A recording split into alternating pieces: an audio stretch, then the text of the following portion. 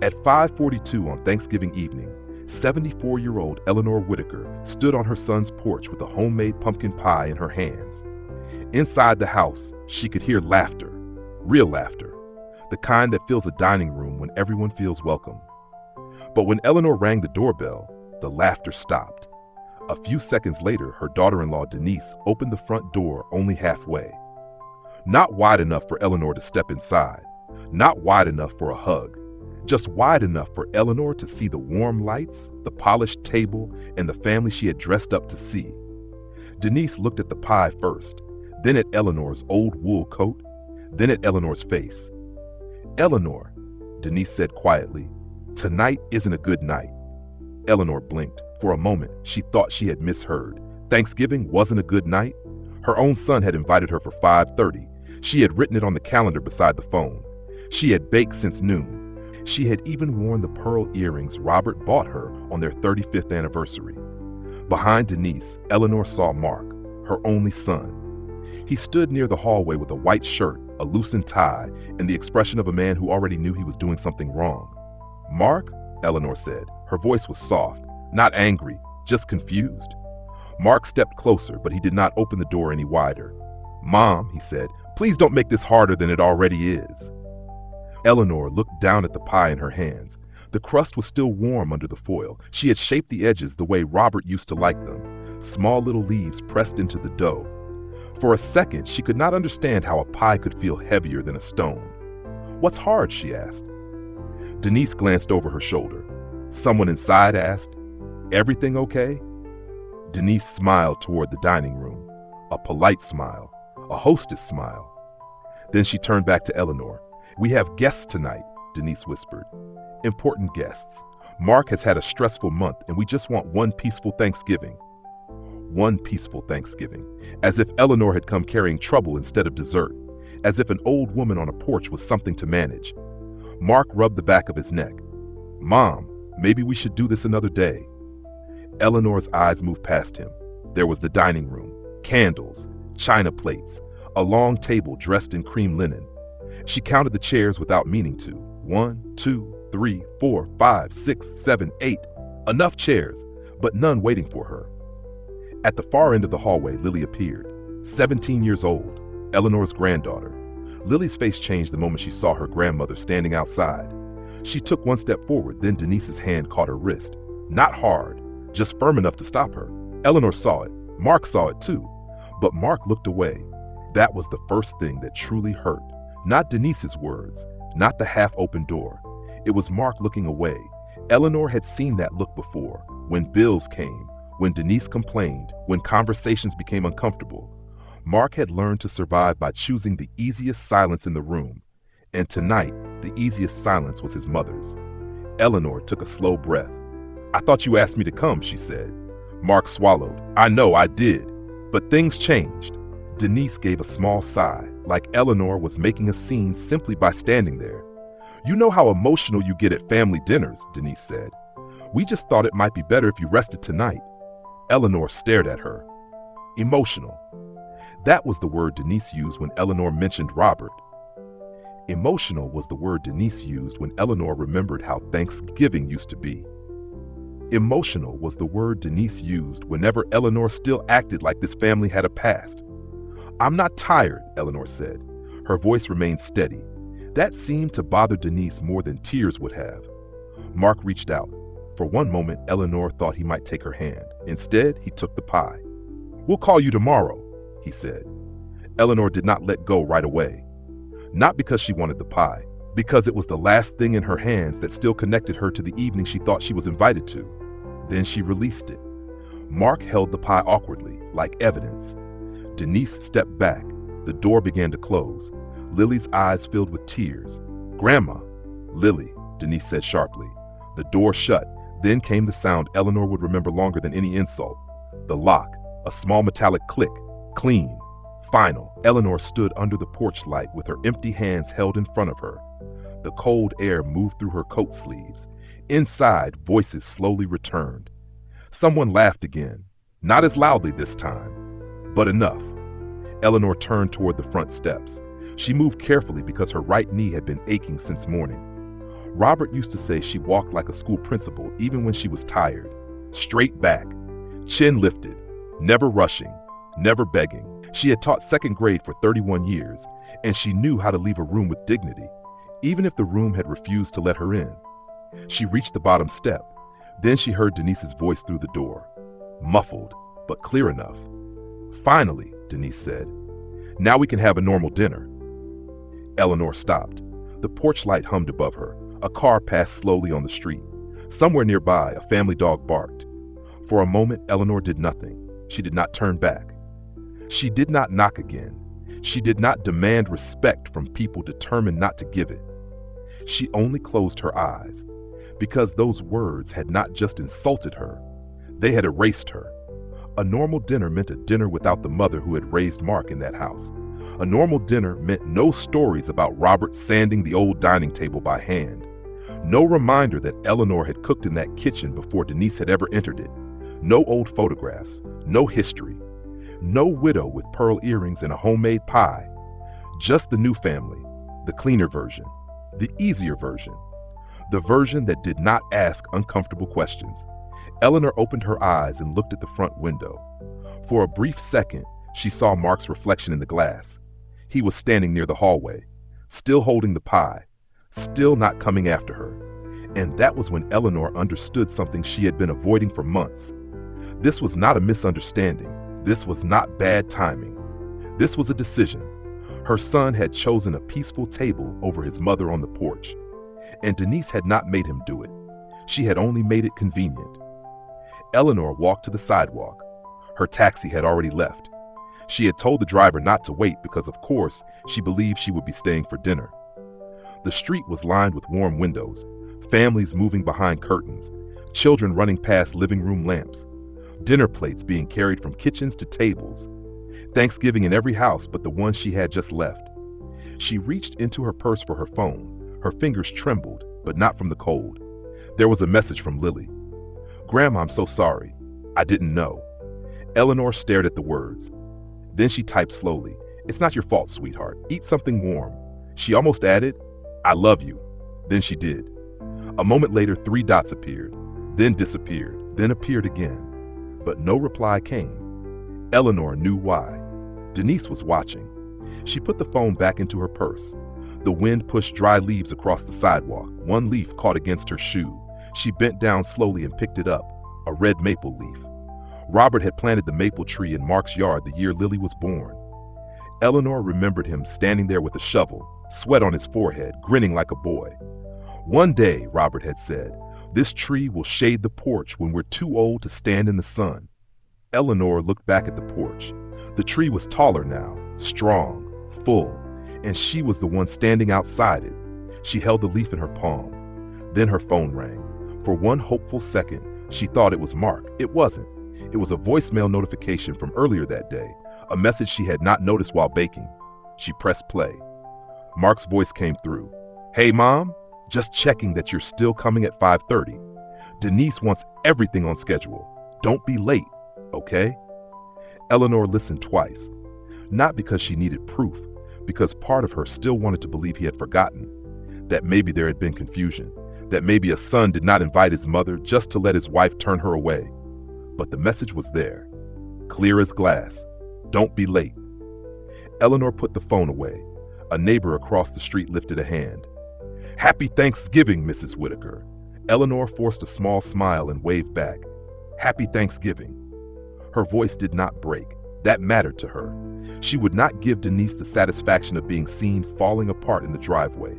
She began walking toward the corner, where she could call another taxi under the streetlight. With each step, the sound of that lock replayed in her mind. Click. Not loud, not dramatic, but it had changed something. By the time Eleanor reached the streetlight, she was no longer wondering why they had done it. She was wondering how long she had allowed it.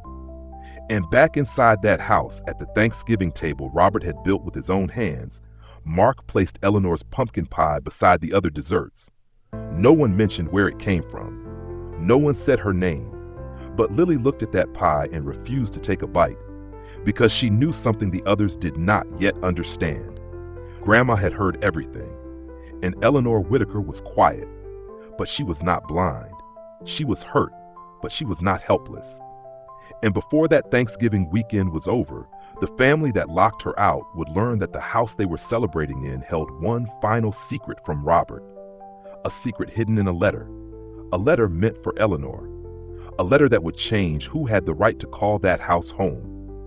But to understand why that letter mattered, you have to understand what Eleanor had already lost long before Thanksgiving night.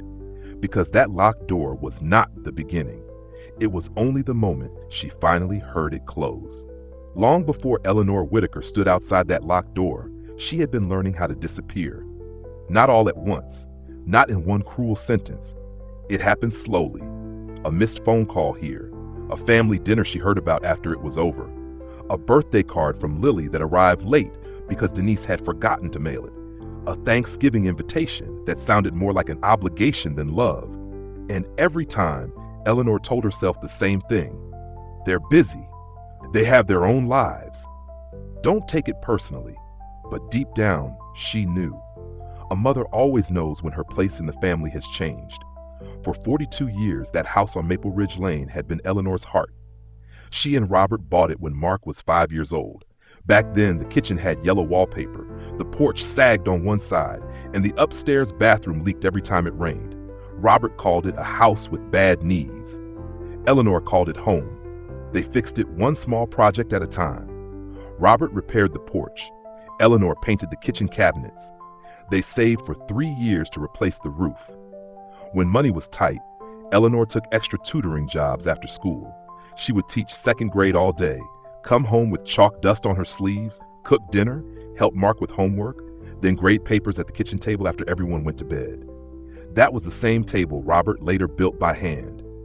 Oak wood, heavy legs. A small scratch near one corner from the year, Mark tried to carve his initials into it with a pocket knife. Eleanor never let Robert sand that scratch out. She said it belonged to the house. Like every mark, every repair, every memory. Thanksgiving had always been her holiday, not because she wanted attention, because she knew how to make people feel fed in more ways than one. Robert carved the turkey. Mark set the napkins crooked.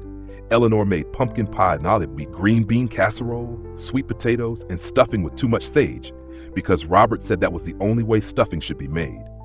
After dinner, Robert would tap his glass and say the same thing every year. To the woman who built this home twice, once with her hands and once with her heart. Eleanor always pretended to be embarrassed, but she remembered every word. After Robert died, the house changed. Not immediately.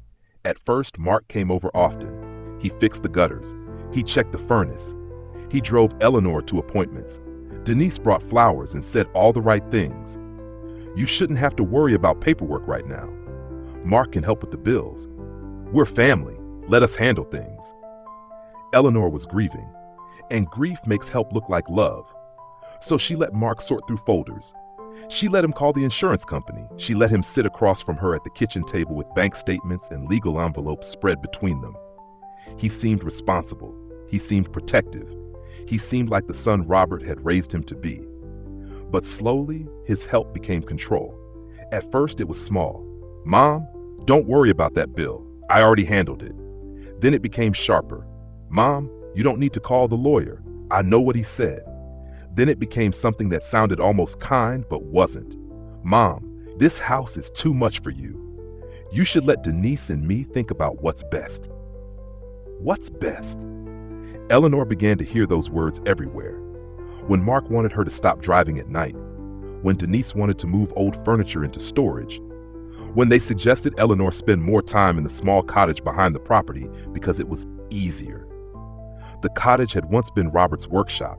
He had kept tools there, fishing rods, Christmas decorations, and boxes of old school projects Mark made as a boy. After Robert passed, Mark said it could be converted into a comfortable place for Eleanor, just temporarily, just while they organized the main house, just until everyone figured things out. But temporary has a way of becoming permanent when nobody wants to admit the truth. Within months, Denise had new curtains in the main house, new dishes, new locks, a new alarm code Eleanor had to ask for twice. Then one afternoon, Eleanor stopped by to drop off a sweater Lily had left at her cottage. She used the key she had carried for over 40 years. It did not work.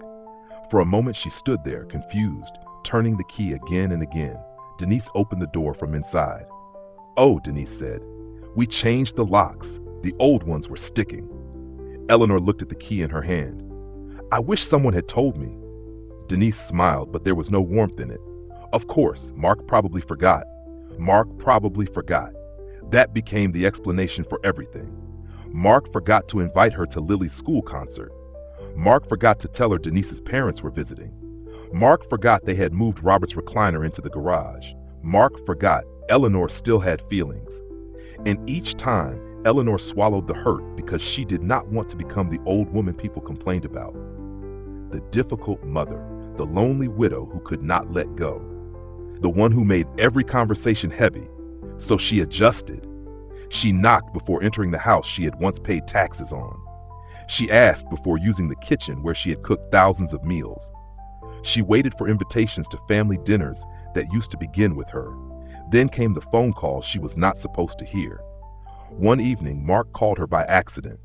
His phone must have been in his pocket because Eleanor heard muffled voices. She almost hung up. Then she heard Denise say, "Your mother cannot keep acting like this is still her house." There was a pause. Then Mark said very quietly, "I know," 2 words. That was all. But Eleanor sat down like her knees had given out. "I know." Not "Denise, don't talk about mom that way." Not "it is still her house." Not "she belongs here." Just "I know." Denise continued, "We need to start presenting this as our family home. People are confused. They still think of it as your parents' house." Mark said something Eleanor could not hear. Then Denise answered, "Well, that's exactly the problem. Your father is gone, Mark, and your mother needs to accept that things have changed." Eleanor ended the call before they noticed. For several minutes she sat in the cottage kitchen, staring at the wall. On the counter was a framed photograph of Robert. He was standing beside the maple tree in the front yard, one hand on a shovel, smiling at baby Lily in Eleanor's arms. Eleanor touched the frame. "I don't know when I became a guest in my own life," she whispered. But the next morning she still sent Mark a text. "Good morning. Hope you're having a better day." He replied 4 hours later. "Thanks, Mom. Busy." That was Mark now. Busy when she needed him. Available when he needed paperwork signed. A few weeks before Thanksgiving, Eleanor received a call from Lily. Her granddaughter sounded nervous. "Grandma," Lily said, "are you coming for Thanksgiving this year?" Eleanor smiled immediately. "If I'm invited." There was silence on the other end. That silence told Eleanor more than Lily meant to say. Then Lily whispered, "I want you there." Eleanor closed her eyes. There it was. Not "Dad wants you there," not "Mom said you're coming," just a child trying to keep a grandmother from being erased. That evening, Mark finally called. "Mom, we're doing Thanksgiving at the house this year. 5:30. Denise wants everything on schedule, so don't be late." Eleanor wrote it down carefully on the calendar beside her phone. Thanksgiving, Mark's house, 5:30. She looked at the words for a long time. Mark's house. That was how she had started thinking of it too. And the realization made her feel ashamed, not of him, of herself, because somewhere along the way, she had allowed her own home to become a place she waited to be invited into. The next few days, Eleanor prepared as if nothing was wrong. She bought flour, butter, cinnamon, a small bag of pecans because Robert liked pecans on the side, even though Robert was no longer there to eat them. She polished her pearl earrings. She pressed her coat. She wrote a little card for the family, for Mark, Denise, and Lily. "Happy Thanksgiving. Love, Mom." She almost wrote "Love, Grandma." Then she changed it back to Mom, because no matter how old Mark became, no matter how distant, no matter how carefully Denise arranged the family without her, Eleanor was still his mother. And a mother does not stop being a mother just because her son forgets how to be a son. On Thanksgiving morning, Eleanor woke early. The cottage was quiet, too quiet for a holiday. She turned on the oven, rolled the dough, mixed the filling. For a few hours, the smell of pumpkin, nutmeg, and brown sugar filled the little kitchen, and she let herself pretend. Pretend Robert was in the next room. Pretend Mark would smile when he opened the door. Pretend Lily would hug her hard and ask for the first slice. Pretend Denise might soften just for one night. By 4 o'clock, the pie was cooling by the window. By 5, Eleanor was dressed. By 5:15, the taxi pulled up. She took one last look in the mirror. The woman looking back was older than she felt. Silver hair, soft lines around the mouth, eyes that had cried enough in private to know how not to cry in public. She lifted her chin. Just dinner, she told herself. But it was never just dinner.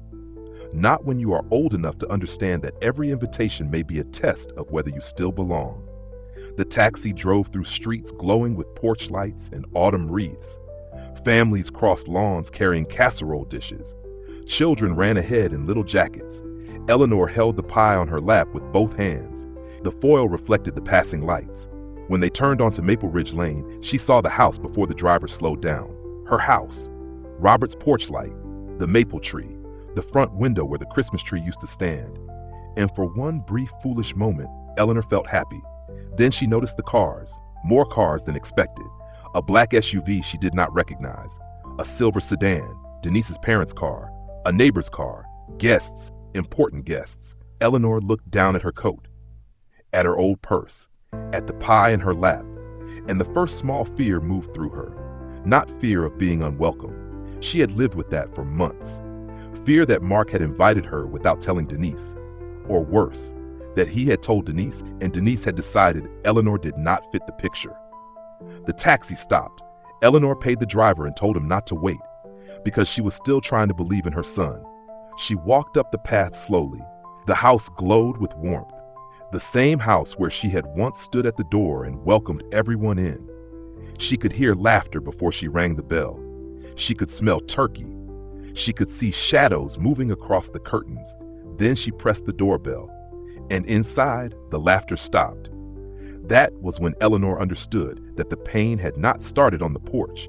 It had been waiting for her there. And what happened next would finally force her to see the truth Mark and Denise had been hiding in plain sight. 3 days before Thanksgiving, Eleanor Whitaker stood outside the house on Maple Ridge Lane with a cardboard box in her arms. It was not a large box, just old decorations. A few cloth pumpkins, a ceramic turkey Mark had painted in elementary school, and a bundle of faded napkins Eleanor only used on Thanksgiving because Robert used to say they made the table look like a real family table. She had called Mark that morning. No answer. She had called again after lunch. Still no answer. So she sent a message. I found some Thanksgiving things in the cottage. I'll drop them by later. Mark replied with 2 words. Okay, thanks. I come in. Not stay for coffee. Just okay, thanks. Eleanor told herself not to read too much into it, but by then, reading too much into silence had become part of her life. When she reached the front door, she lifted the box with one hand and rang the bell. The old key was still on her keychain, but after the locks had been changed, she no longer tried to use it. That was one of the little humiliations Denise had trained her to accept. A few moments later, Denise opened the door. She was wearing a cream sweater, gold earrings, and the tight smile she used when she wanted to appear kind without actually being kind. Oh, Denise said. Eleanor, I didn't realize you were coming right now. I texted Mark, Eleanor said. Yes, well, Mark is on a call. Denise looked at the box. What's all this? Thanksgiving decorations. Some of Robert's old things. I thought Lily might like to see them. For half a second, Denise's expression changed. Not anger exactly, more like inconvenience. As if Eleanor had brought dust into a room Denise had just cleaned. That's sweet, Denise said, but we're doing things a little differently this year. Eleanor held the box a little tighter. Differently? Yes, cleaner, simpler, more updated. Then Denise stepped aside just enough to let Eleanor see into the dining room. And Eleanor's breath caught. The table was already set. Cream linen, tall candles, gold chargers under white plates, crystal glasses lined up like soldiers. It looked beautiful. It looked expensive. It also looked nothing like Thanksgiving in that house. Robert's handmade oak table was hidden under layers of fabric and decoration. The old centerpiece was gone. The little ceramic turkey Mark had made was nowhere in sight. Even the family photographs on the sideboard had been replaced by a vase of white flowers. Eleanor looked at the covered table and tried not to show what it did to her. Robert had spent 2 weekends building that table. He had sanded it in the garage while Mark handed him screws he kept dropping on purpose. Every Thanksgiving, Robert ran his palm over the oak and said, "This table has held more truth than most churches." Now it looked like Denise was trying to make sure no one remembered who had built it. Eleanor forced a small smile. "It's lovely." Denise nodded. "Thank you. We're having some important people over this year. Mark's been under a lot of pressure, so I'm trying to make the evening calm." There was that word again. Calm, peaceful, normal. Words Denise used when what she really meant was controlled. Eleanor looked down at the box. "I can leave these with you." Denise hesitated. Then she reached for the top item, the ceramic turkey, a small thing, paint chipped, one eye slightly larger than the other. On the bottom, in crooked black marker, Mark had written, "For Mommy, Thanksgiving, age 7. Denise turned it over, gave a polite little laugh, and said, "Oh my, this is old." Eleanor's smile faded. "Yes, it is. I mean, it's cute, but I don't think it fits the table this year." Eleanor heard the sentence beneath the sentence. "It doesn't fit. You don't fit. The past doesn't fit." Before Eleanor could answer, Mark appeared in the hallway. He looked tired. His shirt sleeves were rolled up. His phone was still in his hand. "Mom," he said. "Hey." For one brief moment, Eleanor felt relief. There he was. Her son. Maybe he would see the box and remember. Maybe he would pick up that ugly little turkey and laugh. Maybe he would say, "Put it on the table. Dad would have loved that." Instead, he glanced at Denise first, then at the box, then at his mother. "Thanks for bringing that stuff over," he said. "We'll look through it later." Later, a word people use when they have already decided not to do something. Eleanor nodded. "I thought Lily might enjoy the old decorations." "Lily's at rehearsal," Denise said quickly. Eleanor looked surprised. "Rehearsal?" Mark shifted his weight. "School concert." Eleanor stared at him. "Lily has a concert?" The room went quiet. "Not long, just long enough." Mark rubbed his forehead. "Mom, it was a small thing." "A concert?" Denise stepped in. "It wasn't really a big family event, mostly parents." Eleanor looked at Mark. "I'm her grandmother." Mark opened his mouth, then closed it. Denise's smile sharpened slightly. "Eleanor, not everything has to become emotional." There it was, the warning label Denise placed on Eleanor's pain. Emotional, not excluded, not forgotten. Emotional. Eleanor looked down at the ceramic turkey in Denise's hand. Then she said quietly, "I would have liked to know." Mark's voice softened. "I'm sorry, Mom. It's just been a lot lately." That was how Mark apologized now. Never directly, always wrapped in exhaustion, as if his tiredness could explain away her hurt. Eleanor nodded once. She would not beg for a place in her granddaughter's life. Not in front of Denise, not in the doorway of a house she once unlocked without thinking. Then Denise turned and placed the ceramic turkey back into the box. Not gently, not roughly, just carelessly enough to make Eleanor notice. "I'll put these in the garage," Denise said. "The garage?" Eleanor asked. "Yes, we're trying to declutter before Thursday." Declutter. Eleanor almost laughed, because that was what she had become in Denise's version of the family. An old object. Sentimental. Inconvenient. Taking up space. Mark's phone buzzed. He looked down at it, relieved to have a reason to stop looking at his mother. "I need to take this." Before he walked away, Eleanor touched his sleeve. "Mark?" He paused. She lowered her voice. "Are you sure Thanksgiving is still at 5:30? The question was simple, but the fear inside it was not. Mark glanced at Denise. Denise answered before he could. "Yes, 5:30, but please don't come early. We're on a schedule." Eleanor nodded. "Should I bring anything besides the pie?" Denise gave a little breath through her nose. "Just something simple. Nothing messy this year. Nothing messy." Eleanor thought of 30 years of Thanksgiving meals in that kitchen. Flour on the counter, Robert stealing pieces of turkey before dinner, Mark dropping cranberry sauce on the floor, Lily as a toddler with sweet potatoes on her cheeks. Mess had never ruined Thanksgiving. Mess was Thanksgiving. But Denise wanted a table without mess, a holiday without memory, a family without interruption. Eleanor said, "I'll bring pumpkin pie." Mark looked up. For 1 second, something like guilt passed across his face. "Dad always liked your pumpkin pie," he said. Eleanor smiled. "A real one, small but real." "Yes, he did." Denise's face tightened. Not much, but enough. Robert's name had that effect on her. It reminded everyone that Denise had married into a story she did not write, and that Eleanor had been there before her. Mark's phone buzzed again. He stepped away. Denise took the box from Eleanor's arms. It was a quiet transfer, but it felt like surrender. As Denise turned toward the garage, Eleanor noticed something on the hall table. A folder, thick, cream-colored. The top page had a real estate logo. Eleanor would have ignored it if not for the bold print near the top. Preliminary property valuation. Below that, Maple Ridge Lane residence. Eleanor's eyes held on the page. Denise saw her looking. The folder snapped shut. Too fast. What is that? Eleanor asked. Denise's smile returned. Nothing you need to worry about. But Eleanor did worry, because in her experience, when people said that, it usually meant they had already started worrying for you. Mark came back into the hallway. Eleanor turned to him. Are you selling the house? Mark froze. Denise's hand tightened around the folder. No, Mark said, too quickly. Then he corrected himself. I mean, no one is selling anything right now. Right now. Eleanor caught it. So did Denise. Mark sighed. Mom, we're just exploring options. What options? Denise stepped closer. Eleanor, the house needs work. Serious work. It's too much for one person to manage. One person? Eleanor said. Her voice remained quiet, but something in it changed. Denise tilted her head. You know what I mean. Eleanor looked at Mark. Do I? Mark looked uncomfortable.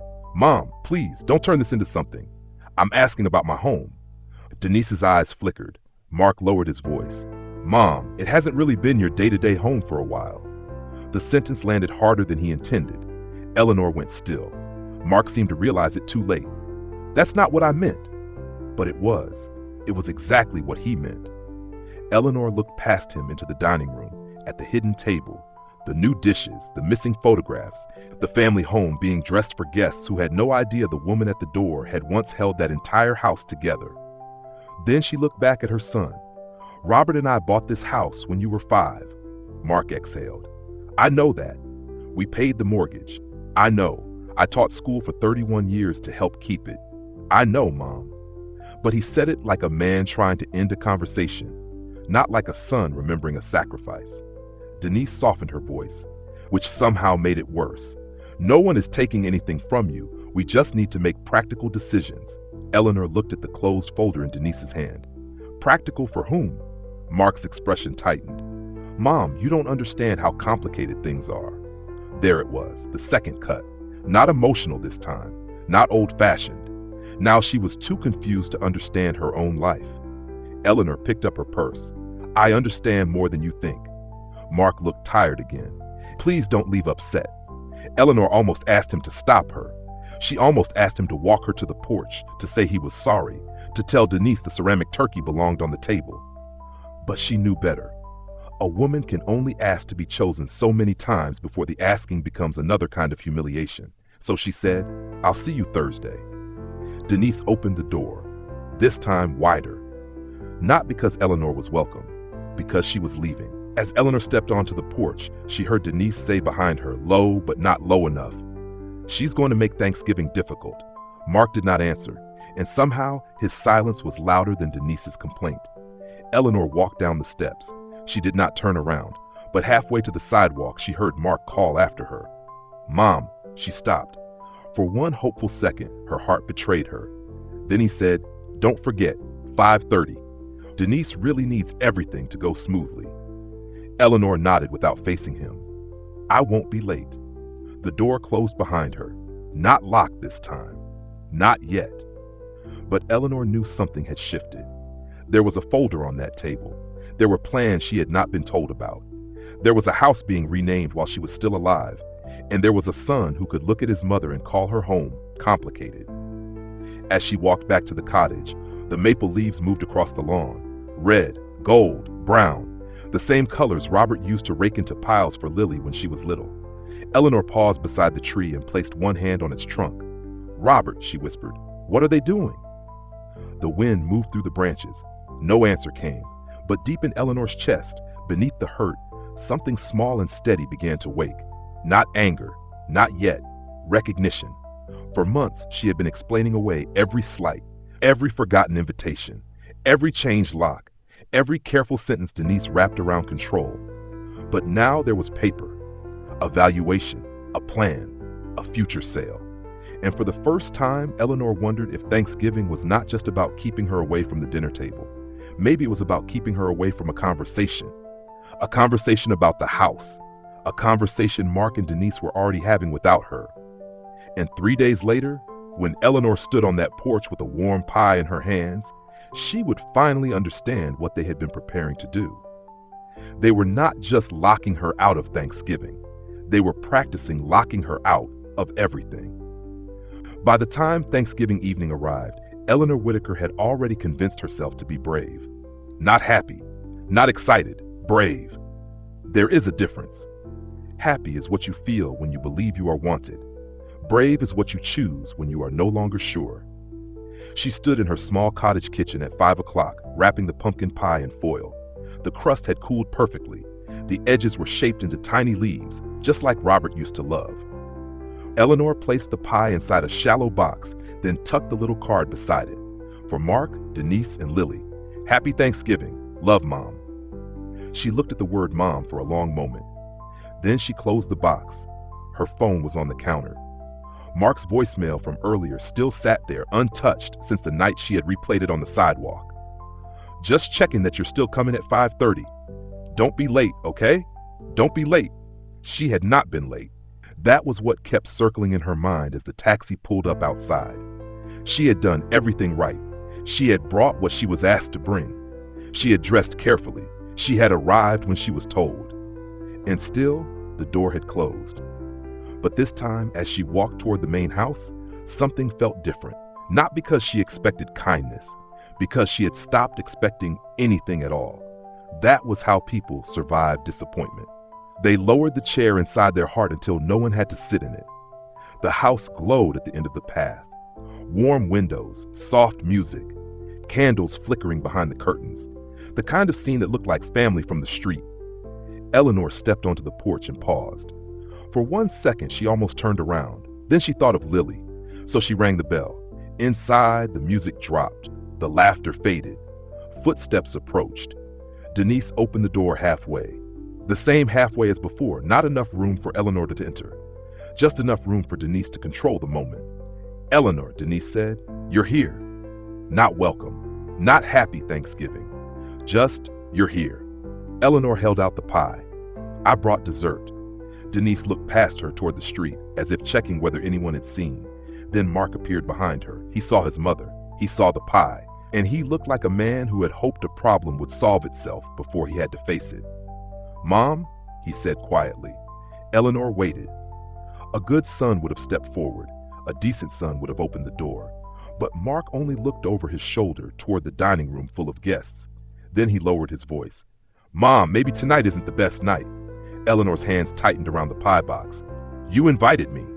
I know. You told me 5:30. I know, Mom. That was Mark's answer to everything now. I know. It sounded like guilt, but it did not behave like love. Denise's face hardened slightly. Eleanor, we're not trying to hurt you. We just want one peaceful evening. Eleanor looked past them. She saw Denise's parents at the table, a neighbor couple, a man in a navy blazer she did not recognize, and Lily. Lily was standing near the hallway, pale and frozen. When their eyes met, Lily's mouth opened. Grandma. She did not say it out loud. She did not have to. Eleanor saw everything in her face. Shock, shame, helplessness. Denise noticed too. Lily, she said without turning around. Go help with the drinks. Lily did not move. Mark shifted, embarrassed now, not enough to defend his mother, only enough to wish the whole thing were quieter. Mom, he said, please don't make this harder. Something in Eleanor's chest folded in on itself. She had expected Denise to be cold. She had not expected her son to sound inconvenienced by her pain. What exactly am I making hard, Mark? He looked at the pie again, then at the guests, then at Denise. Never at her for long. It's complicated, no, Eleanor said softly. It's Thanksgiving. For a moment, no one spoke. From inside the dining room, a man laughed awkwardly and said something about the game. Denise's smile returned. That social smile. That careful public mask.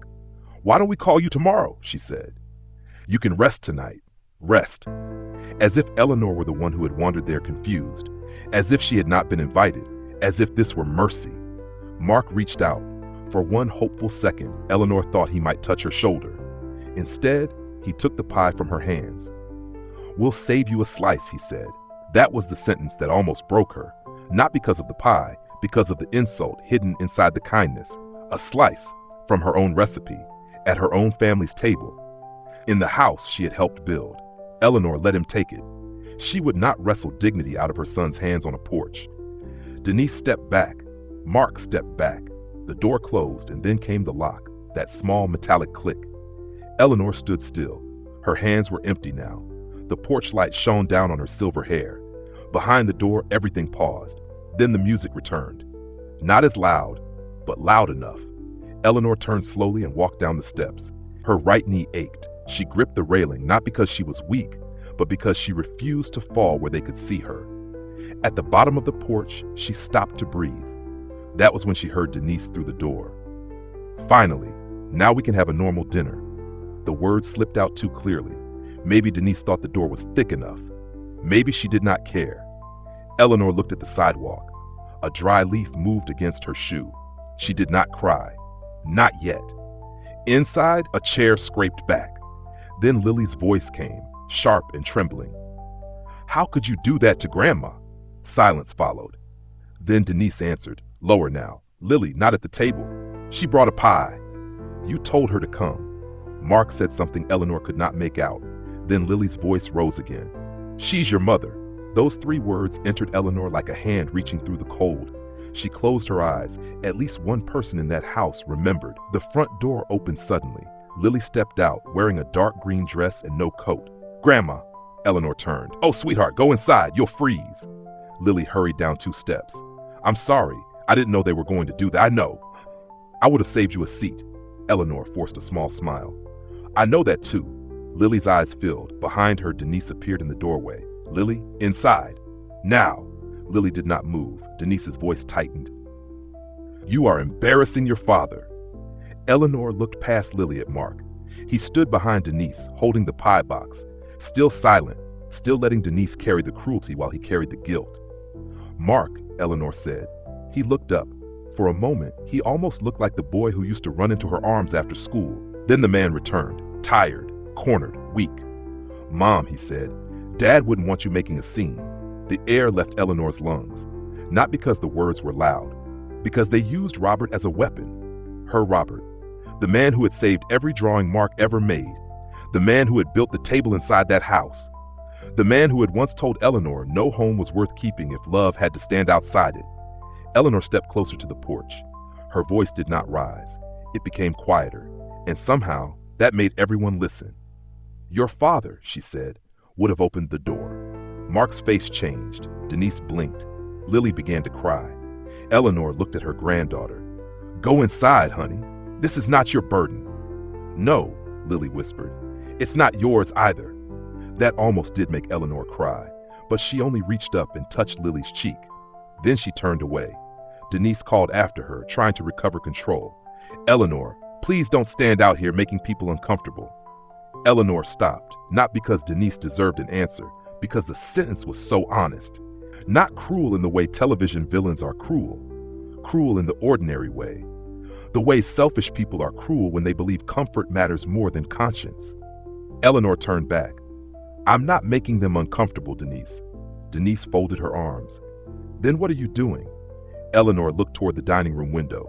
The guests were pretending not to watch. Mark was pretending not to understand.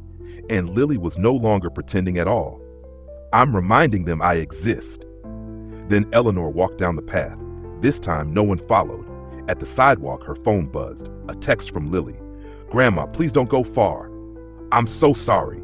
Eleanor typed back with cold fingers. "It's not your fault. Eat something warm. I love you." She put the phone away. Across the street, a neighbor lifted his hand. "Happy Thanksgiving, Mrs. Whitaker." Eleanor looked up and gave the smile people give when they refuse to let strangers witness their humiliation. "Happy Thanksgiving." Her voice was steady. That mattered. She reached the corner under the streetlight and called for a taxi. The wait time was 22 minutes. 22 minutes was a long time to stand alone on Thanksgiving. So Eleanor sat on the bench near the mailbox. The cold pressed through her coat, through her gloves, through the thin place in her chest where hope had been. From where she sat, she could see the house. Robert's house. Her house. The front window glowed gold. Shadows moved behind the curtains. People eating. People passing dishes. People carefully avoiding the empty place they had created. Then the side door opened. Mark stepped out. For 1 second, Eleanor sat straighter. He was coming. Her son was finally coming. But he did not walk toward her. He walked onto the side porch with the man in the navy blazer, the important guest. They spoke quietly. Eleanor could not hear at first.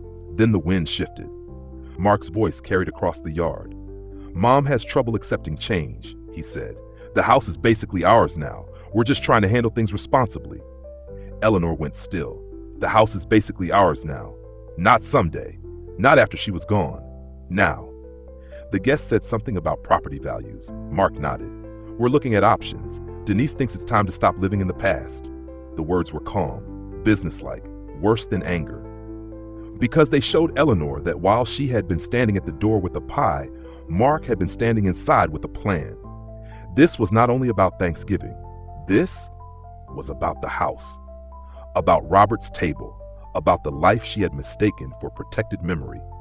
The side door opened again. Denise appeared. She handed Mark his coat and glanced toward the street. Her eyes landed on Eleanor beneath the streetlight. For once, Denise looked surprised. She had not expected Eleanor to still be there. Mark followed her gaze. He saw his mother. He knew she had heard. No one moved. Then Denise whispered something to him. Eleanor could not hear it, but Mark's face told her enough. He was not ashamed that he had said it. He was ashamed that she had heard it. That difference told Eleanor more than any apology could have. A taxi turned onto the street. Its headlights swept across the maple tree, the porch, the window, the son, the daughter-in-law, and finally Eleanor. She rose carefully. Her knee protested. Her heart protested louder, but her back stayed straight. Before getting into the taxi, she looked once more at the house. Not as a mother begging to be let in, not as a widow drowning in memory, but as a woman beginning to understand that silence had not protected her.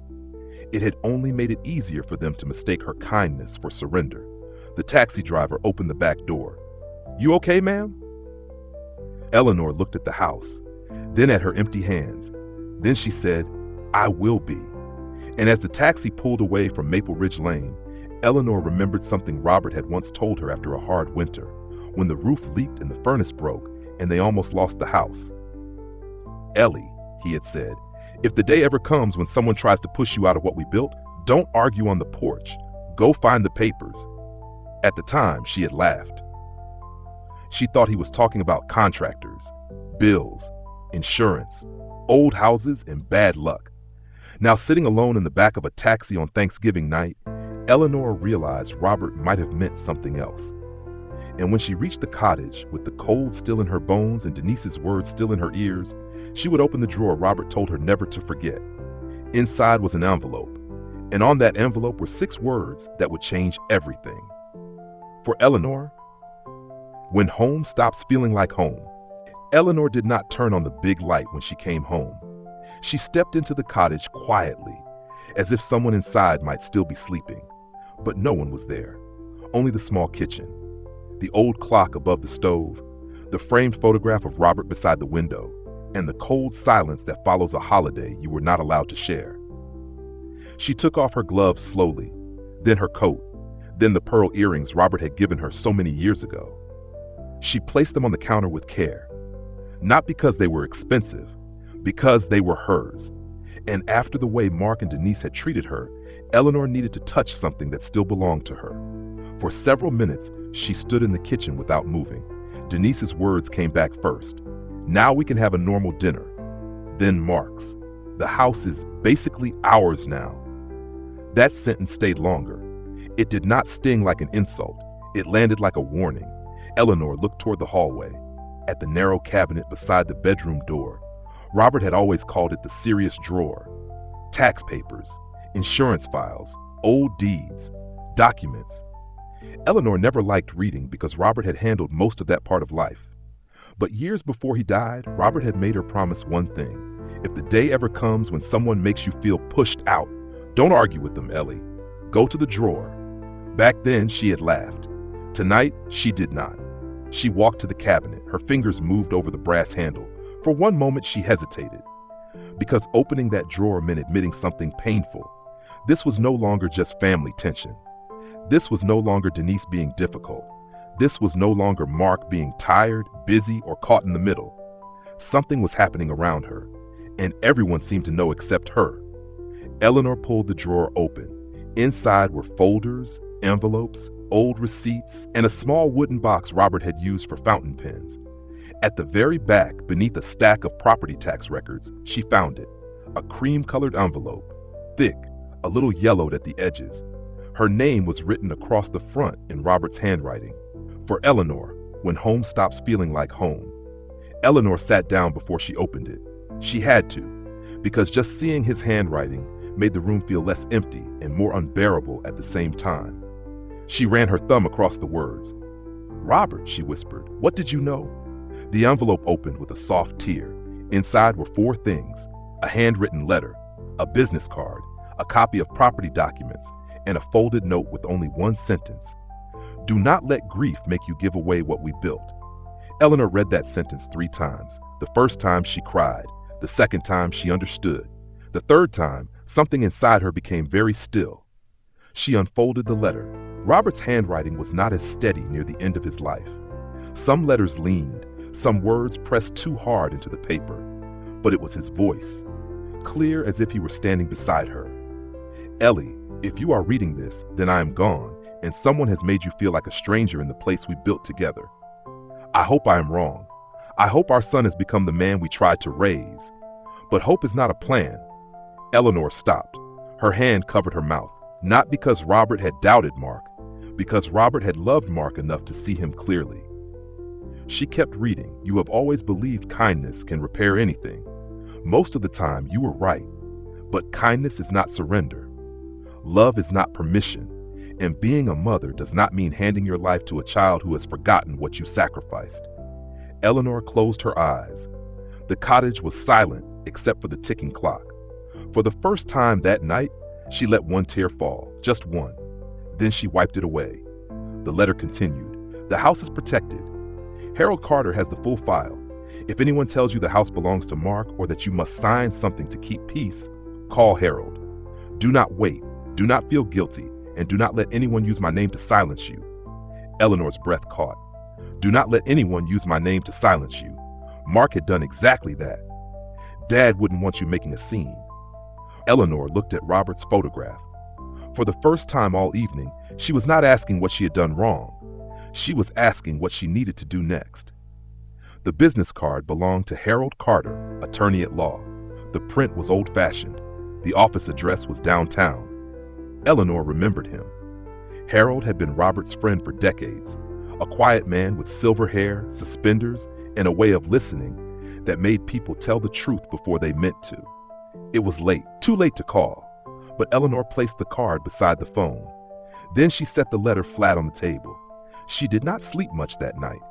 Every time she closed her eyes, she heard the lock. Click. Then Robert's words. "The house is protected."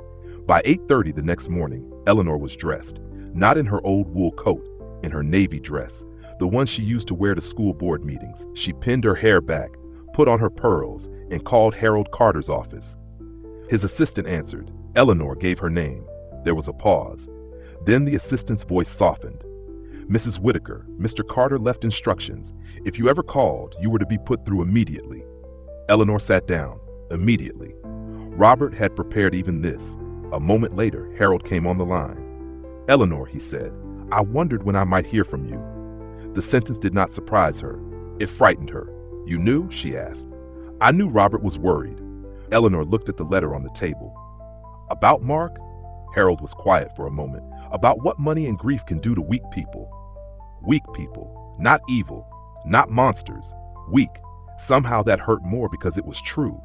Harold asked her to come in that afternoon. Eleanor arrived 10 minutes early. The office smelled like paper, leather, and old coffee. Harold stood when she entered. He was older now, slower, but his eyes were sharp. He did not greet her with pity. That helped. He simply said, "I'm sorry it has come to this." Eleanor nodded. "So am I." She sat across from him and placed Robert's envelope on the desk. Harold did not need to read it. He had clearly seen it before. He opened a file from his cabinet. It was thick, organized, labeled with Robert's careful planning. Then Harold said the sentence Eleanor had not dared to hope for. "Mark does not own the house." Eleanor looked at him. Harold continued, "He never has." The room seemed to shift.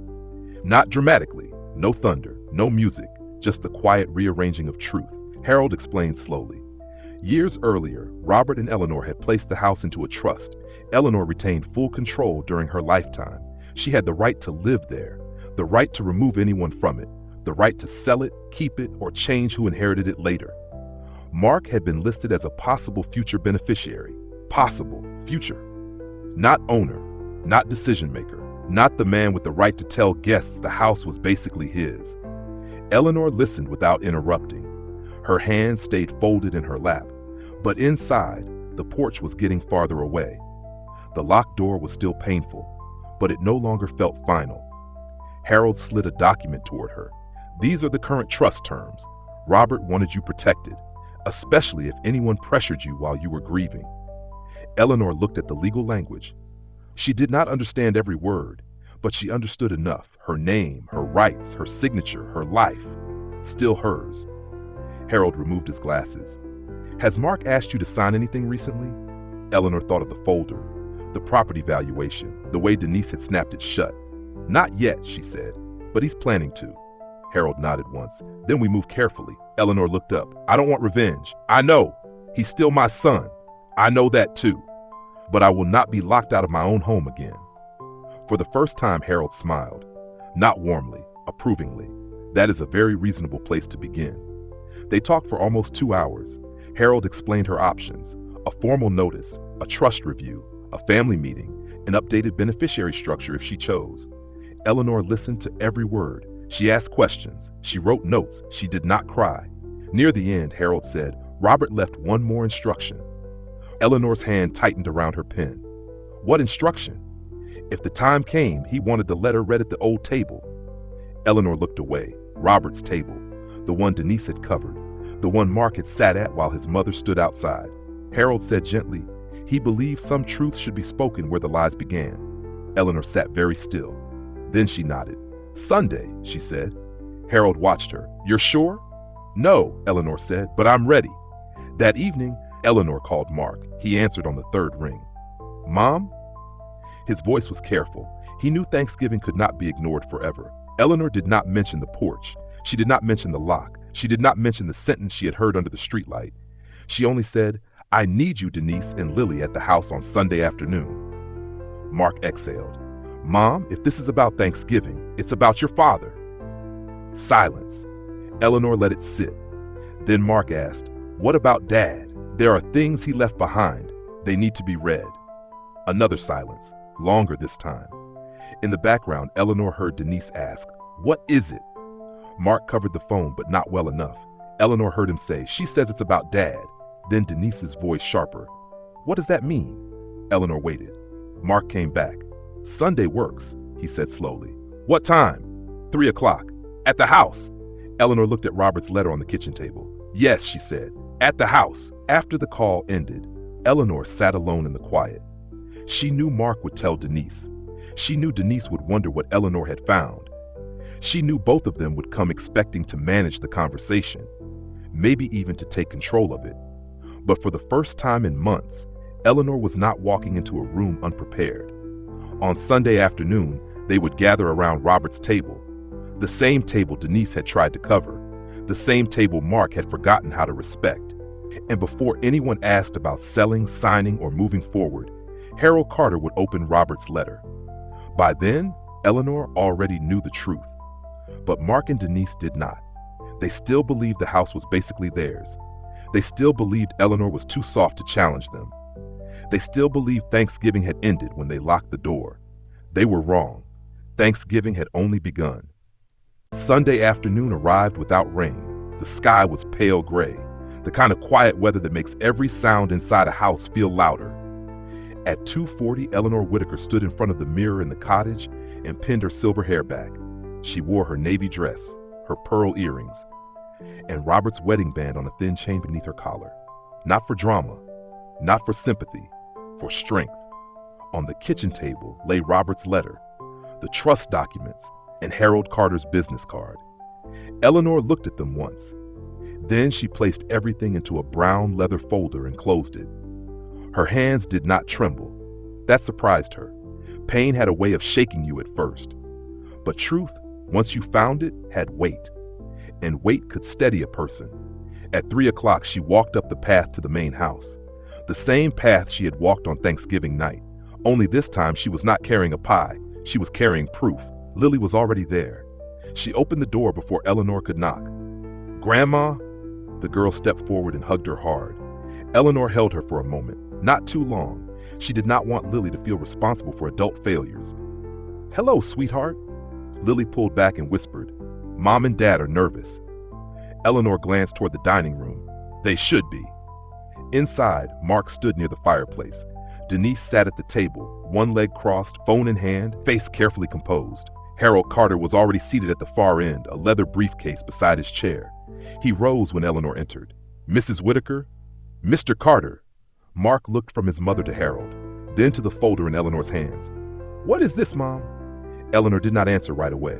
She walked to the dining room table, Robert's table. The cream linen was gone now. The oak surface was visible again. Scratches, old marks, a small burn near the center from the year Robert set down a hot pan without thinking. Eleanor placed her hand on the wood. For the first time in months, the table looked like itself. Denise noticed the gesture and gave a thin smile. "Eleanor, if this is supposed to be some kind of emotional Thanksgiving discussion, I really think we should all calm down." Eleanor looked at her. "No, Denise, Thanksgiving was emotional. This is necessary." The room went quiet. Mark lowered his eyes. Lily sat beside Eleanor. Denise put her phone face down. Harold opened his briefcase. Mark spoke first. "Mom, I know Thursday didn't go well." Eleanor turned to him. "Didn't go well?" He swallowed. "I mean, we made a mistake." Denise shifted in her chair. Everyone was under pressure. Eleanor nodded slowly.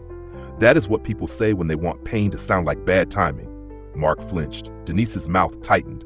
Harold adjusted his glasses. Robert asked that this letter be read at this table if the need ever arose. Mark's face changed at his father's name. "What letter?" Eleanor opened the folder and removed the envelope. Robert's handwriting sat plainly across the front. "For Eleanor, when home stops feeling like home." Mark stared at it. Denise leaned forward. Lily looked at her grandmother. Harold unfolded the letter carefully. His voice was steady when he began. "Ellie, if you are reading this, then I am gone, and someone has made you feel like a stranger in the place we built together." Mark's jaw tightened. Denise looked away. Harold continued, "I hope I am wrong. I hope our son has become the man we tried to raise. But hope is not a plan." Mark closed his eyes. The words landed harder because they came from a man who was no longer there to be argued with. Harold read on. "You have always believed kindness can repair anything. Most of the time you were right, but kindness is not surrender. Love is not permission, and being a mother does not mean handing your life to a child who has forgotten what you sacrificed." Lily wiped her cheek. Eleanor kept her hands folded. She had already cried over these words. Today, she would let them stand. Harold reached the part Robert had marked with a small line. "Mark, if you are hearing this, I want you to remember something. Your mother did not live in my house. I lived in hers. She worked for it. She paid for it. She filled it with meals, school papers, birthday candles, and forgiveness none of us deserved. Do not confuse her quietness with weakness." Mark looked at Eleanor then, really looked at her. For the first time since Thanksgiving, he seemed to see the woman beneath the mother, the teacher, the widow, the person he had reduced to an inconvenience. Harold continued, "This home belongs to Eleanor. It always has. Not only because of paperwork, but because every wall in it carries her sacrifice. If anyone tries to push her out, use my name against her, or treat her as a guest where she should be honored, then let this letter be the last warning I can give." The room was silent, not peaceful. Silent. "There is a difference." Denise spoke first. "I don't understand. Robert left the house to Mark. Everyone knew that." Harold placed the letter down. "No, Mrs. Whitaker." Denise stiffened at the correction. Harold opened the trust file. "The Maple Ridge Lane residence is held in trust. Mrs. Eleanor Whitaker retains full control during her lifetime. She has the right to live here, remove occupants, approve or deny any sale, and change future beneficiaries." Mark's face lost color. Denise sat up straight. "That can't be right." "It is right," Harold said. Mark rubbed his forehead. "Dad never told me." "He did not have to," Harold replied, "because it was not yours. The sentence cut through the room, clean, no shouting, no cruelty, just law and truth. Denise's voice sharpened. We've put money into this house. Eleanor finally looked at her. You changed curtains, dishes, and locks. Denise blinked. You covered Robert's table. You moved his chair to the garage. You made my granddaughter afraid to hug me at my own front door. Mark whispered, Mom. Eleanor raised one hand. Let me finish. He stopped. For once, he stopped. Eleanor looked at him, not with rage, but with the exhaustion of a mother who had carried too many excuses for too long. You let me stand outside on Thanksgiving. You took the pie from my hands. You locked the door. Then you told a guest the house was basically yours. Mark looked down. I didn't think you heard that. No, Eleanor said. You didn't think I would matter if I did. Lily began to cry quietly. Mark turned toward her. Lily, she pulled her hand away. Don't, Grandma is right. That was the moment Mark broke. Not loudly, not theatrically, just a small collapse behind the eyes, because shame can be endured from a parent, but it becomes heavier when your child sees it. Denise stood. This is ridiculous. We were trying to make practical decisions. Harold closed the trust file. Practical decisions require legal authority. You had none. Denise looked at Mark, but Mark did not defend her. For the first time, he did not look away from his mother to keep Denise comfortable. Eleanor opened the second document. I have updated the trust. Mark lifted his head. Denise froze. Eleanor spoke clearly. Lily will inherit a protected portion of this home when the time comes. Not because she asked for it, because she remembered I was a person when others found that inconvenient.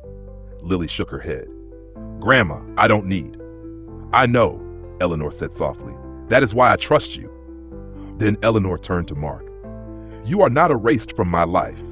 His eyes filled. But you are no longer entitled to manage it. Mark nodded slowly, like every word cost him something. Eleanor continued.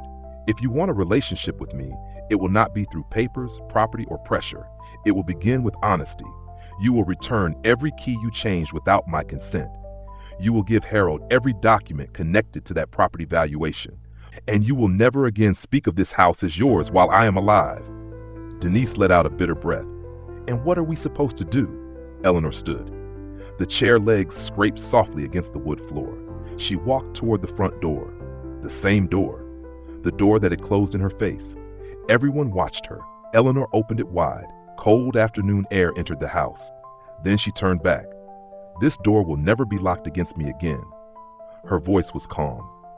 And if either of you cannot respect that, you are free to leave through it. No one moved.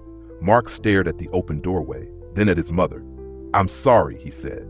The words were small, not enough, but real. Eleanor studied his face. I hope someday I can believe that. Mark nodded. Tears slipped down his cheeks. Denise looked away, humiliated but not destroyed. That mattered. This was not a story about ruining people. It was about making them face what they had done. Harold gathered the papers. Lily stood and wrapped both arms around Eleanor. This time, no one stopped her. Weeks passed. The house changed again. Not back to the past. Nothing ever truly goes back. But Robert's chair returned from the garage. The ceramic turkey sat on the sideboard. The old family photographs came out of their box, and the locks were changed once more. This time, Eleanor held the first key. On a cold December evening, Mark came to the front porch. Alone. No Denise beside him. No folder in his hand. No excuse ready. He rang the bell. Eleanor saw him through the glass. For a moment, she remembered Thanksgiving, the pie, the lock, the cold. Then she opened the door. Mark stood there with his hands in his coat pockets. May I come in? He asked. Not moping up? Not this is my house too. May I come in? Eleanor looked at her son, then past him at the maple tree Robert had planted years ago. The branches were bare now, but still standing. She stepped aside. For dinner, she said. Not for business. Mark gave a broken little smile. Yes, ma'am. In the kitchen, Lily was rolling pie dough. Eleanor walked back to help her. The house was not perfect. The family was not healed in one afternoon. Trust does not return just because someone says sorry, but dignity can return in a single moment.